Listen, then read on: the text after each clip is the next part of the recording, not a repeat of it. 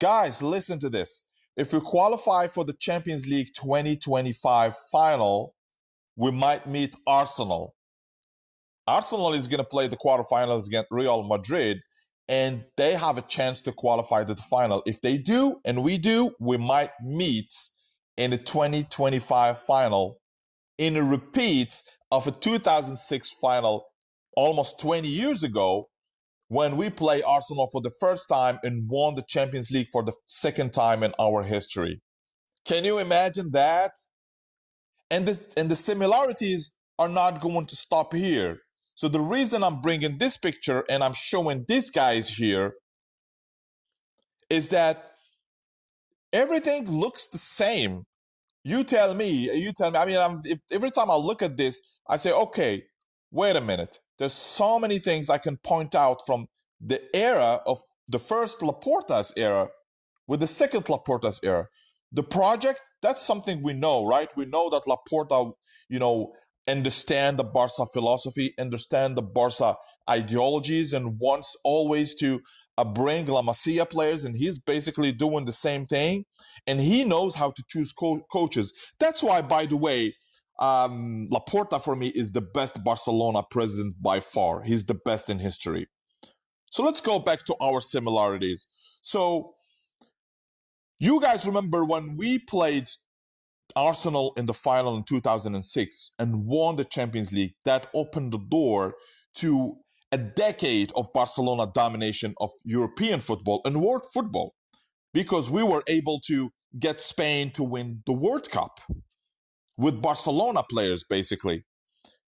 And we have a chance to do the same thing, start from 2025. Whether we win this year or next year, we're going to have to dominate. And guess what? Now we have even younger players than in 2006. When Barcelona first came, when Juan Laporta was first president in 2003, he found some La Masia players, young players, but not that young, not like now. Xavi was probably 23. Iniesta was 20 or 19. There was Puyol, who was already 24, 25. There was Victor Valdez. There was so many other players. Combining that with experienced players like Ronaldinho, like Deco, like Henrik Larsson. There was Julian Belletti.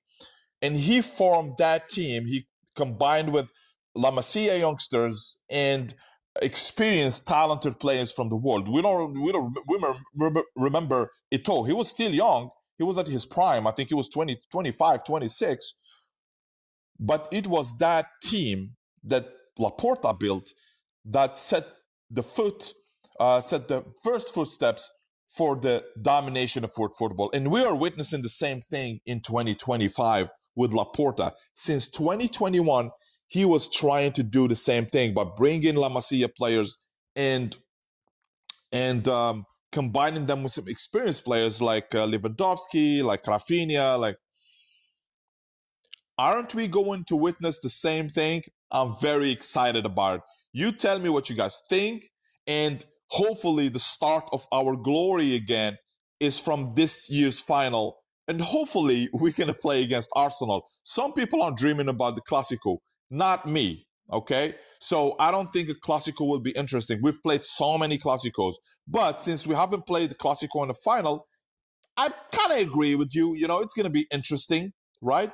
But there's a lot of stake in the Clasico. I mean, I don't want to play a final and lose it against Real Madrid. So I'd rather play against Arsenal. You tell me what you think in the comments below.